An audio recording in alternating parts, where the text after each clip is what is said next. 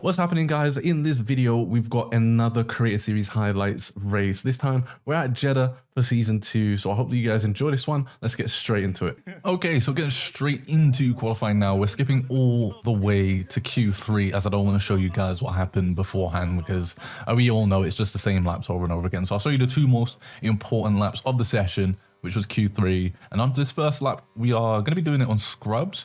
Usually what I like to do is I like to keep one set of fresh softs available for the race. And in this particular race, it was definitely needed. So I'm glad that I did that strategy of saving one of those fresh tires. But as we move on now, as you can see, it's just starting our lap on these scrubs. And I just wanted to get a banker in so that I could have something to really send it on my fresh lap. So it didn't need to necessarily be the greatest lap of all time on these scrubs as we break into the first corner now, locking up a little bit, which does compromise our run. But again, it's fine because it's on scrubs and we'll have a better fresh lap, hopefully. Anyway, that was the plan as we do a 32.6, which is roughly about 6-7 tenths off of the best first sector, I believe, of the session. So you'll see what that is as time goes on. But as we cross the line, we do a 1 minute 28.4 for our banker lap as Ben does a 27.9. I do believe that was on fresh tires. And here we have Fabio dancing, so enjoy.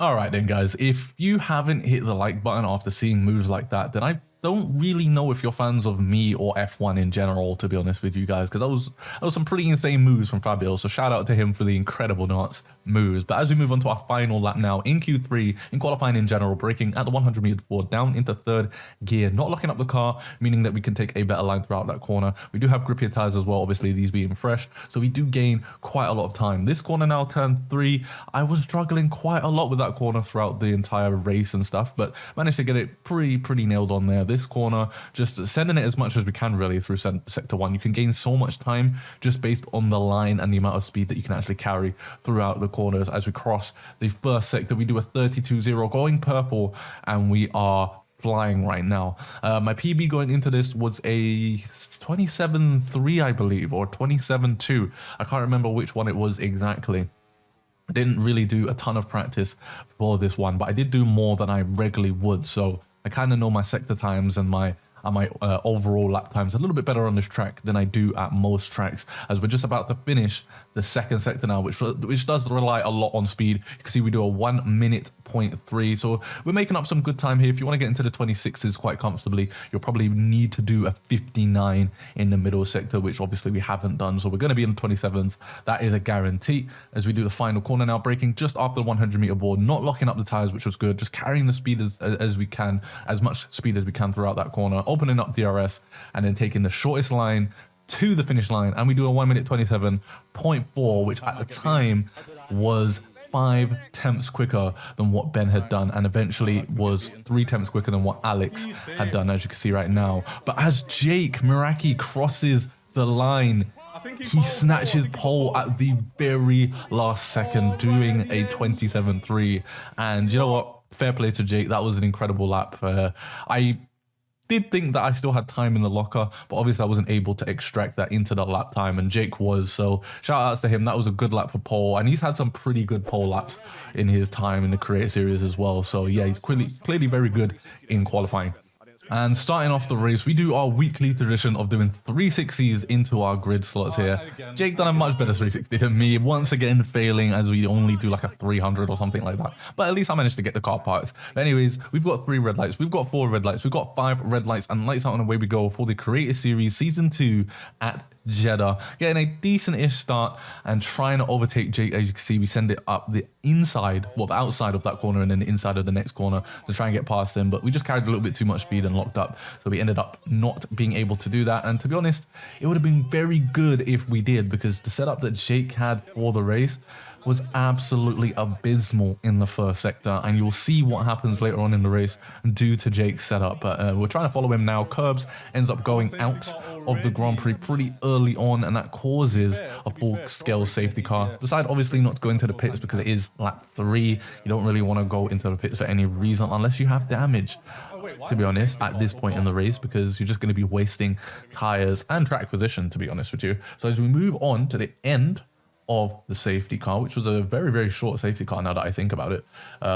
Was it a VSC? I'm not entirely sure because that was pretty short. But we get a decent-ish start, managed to keep ahead of Liam. But we don't exactly manage to pass Jake there, which is not ideal, as you'll see what happens later on, as I mentioned before. But now we're on lap 7, still following Jake. I thought this would be a great opportunity to try and pass him, but even with DRS and ERS, it was so difficult to pass him in a straight line. And I believe he said he was using like 5-0 wings for this, which was absolutely horrible, as we almost let Ruta pass us due to us trying to overtake Jake.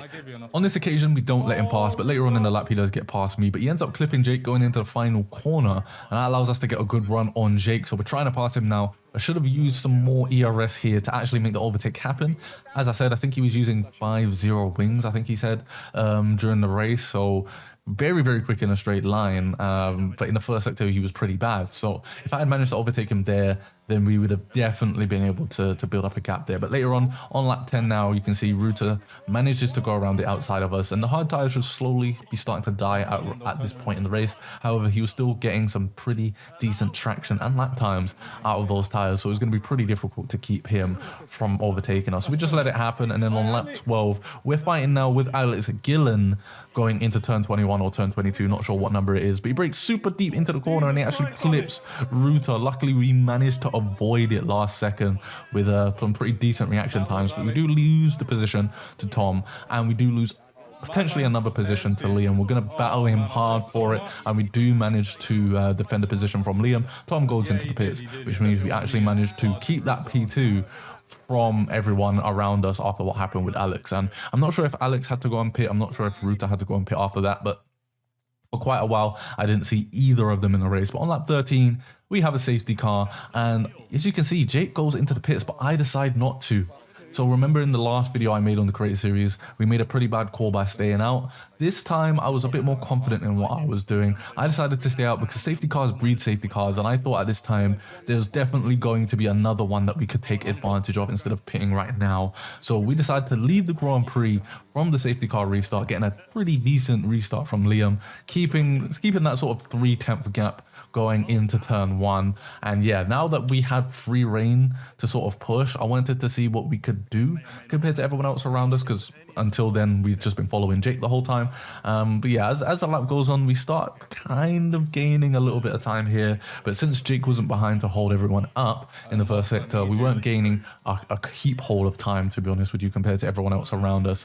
So yeah, just trying to stay in front of Liam as long as we can, maybe even push outside of DRS if possible. But as you can see on lap 21, Liam loses position to TM Marduk. He ends up DNFing as well, which then causes another safety car, which at this time we decide to actually take advantage of and head into the pits to put on the hard tires, because at this point in the race we could actually finish the race on the hard tires, or if something happens later on we can then pit for another set of mediums or softs depending on how late the safety car comes out towards the end of the race. So yeah, we're in a very, very good position right now. P5 on the restart. Alex Gillen is now leading the Grand Prix, and yeah, Jake is behind him, and this is what I was talking about earlier. Jake's setup was so bad in the first sector that you'll see that Alex just gains so much time throughout the first sector, and he ends up being like 4 seconds ahead of everyone as well, which was pretty bad for everyone, just because we all know that Alex is pretty quick, so gaining that time on him was going to be pretty difficult, so we needed to get past him as soon as we can. We're moving on to lap 24 now. You can see that Ben, what are you doing, mate? He absolutely sends it on his teammate, and because of that he ends up clipping into my side pod, and that means he spun, crashing into Tom as well, ruining his race. Here's another POV of that from El Tacoman's POV. You can see I'm behind him, I go into the corner, start turning in, and then Tiamat Marduk just comes out of nowhere, and that was absolutely hilarious when you hear Tom's reaction to it. But there's not really much I could do in that situation. There was not really much that Ben could do in that situation. He did brake too late, and there was no way that we could have avoided each other in that situation. So kind of a situation where it sucks, but it is what it is. These sort of incidences do happen, of course. But as we move on now, lap 25, we're still following Taco Man. We break a little bit too late and we ended up locking up into that corner. And I believe we do end up losing the position to Safso. But as that happens, Infratic is now out of the session. We have another safety car. So skipping all of that now, we're on the hard tires still. It's lap 32. And we're now following Jake once again, trying to get past him. You can see Alex is now 4.1 seconds ahead of us. And that's just the time he managed to gain from us losing time behind Jake. So at this point, I had to get past him. We were losing way too much time. There was too little time for the rest of the race to try and catch him up. So I needed to push as much as I could. I did have fresh hards compared to Jake and Alex, I believe. So towards the end of the race, I knew that Alex was going to be a little bit slower, so we could hopefully take advantage of that. But the sooner I caught him up, the better for me. So yeah, I managed to get past Jake, and now we can continue pushing. You can see we do end up having Ruta on softs again pass us at some point during this, but I ended up getting past him again, I think through DRS, and we continue following Alex. Not sure what happened to her. I think he pit after that, but on lap 42 now, you can see we've gained a lot of time on him, 2.3 seconds behind, and then another safety car comes in. And that's what I was talking about at the beginning during qualifying, when I said that I like to save a set of soft tires just in case something happens towards the end of the race. And this is exactly what happened here at Jeddah. We can now pit for some fresh softs and see if we can push past Alex. That guy Vince decides to stay out for reasons of his own. I think he just wanted track position to see how long he could keep up in first place as we do the safety car restart. But it wouldn't be too long because everyone is pretty much on fresh softs or almost fresh softs, whilst he's on some pretty worn mediums. Trying to get past Alex as quickly as we can. We make a mistake almost letting Jake through. To be honest with you guys, if we had let Jake through at that point, it would have been race over for us in terms of being able to get the win. But luckily we didn't. And as Alex gets past that guy Vince, I thought we need to get past him too. So still got a lot of ERS. We just didn't use as much ERS throughout this one as I probably should have. But we do use it here, and we tried to make the overtake happen on Vince. We luckily do, as we got the better tires.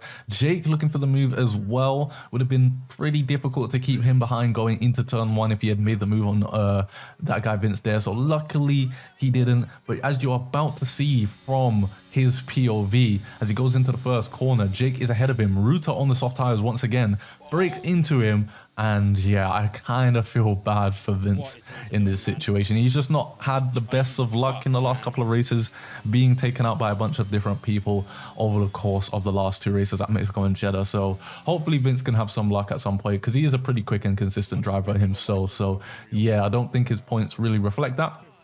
As we move on now, lap 46, we're battling for the lead with Alex Gillen, going around the outside here, braking a little bit early, trying to get a switch back on him. We don't have DRS just yet from the safety car restart, so we get a much better exit from him, allowing us to overtake him. I have used quite a bit more ERS at this point in the race than I'd had before. So yeah, at least at this point I'd realized, okay, we need to start using the ERS and trying to defend this P1 position. Alex kept up with us very, very well. Obviously the DRS helped him quite a bit towards the end of the race. As you can see, it's lap 49 now, going into the final corner. We go side by side. I try to get on the throttle as soon as I can, but we have a massive snap of oversteer, and that allows Alex to get past, even with DRS as well. So it was going to be very tough to go side by side into turn one. And at this point, I thought, okay, well, we can get him towards the end. You know, he'll probably not have a lot of ERS.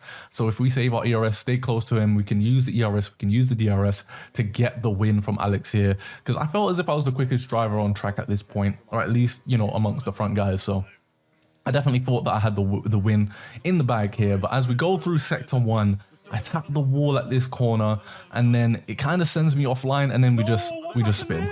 Now, I know there was a comment on my live stream that it was probably because I tapped the wall. I don't really think I spun because I tapped the wall. I think it was mainly because just random luck, to be honest with you guys. Because yeah, I did tap the wall. However, I've tapped the wall before and I've not spun at that corner. And the way that it felt in my POV for when I spun, it felt as if how it would feel when you're aquaplaning.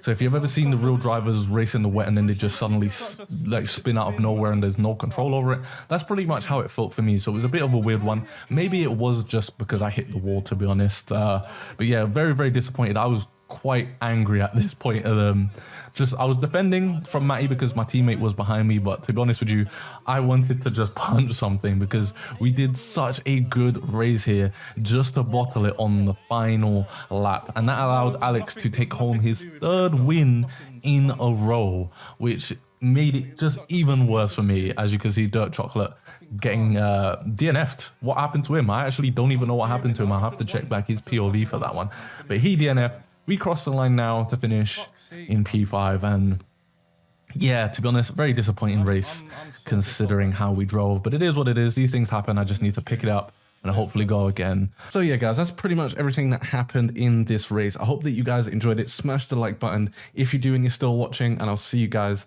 in my next video.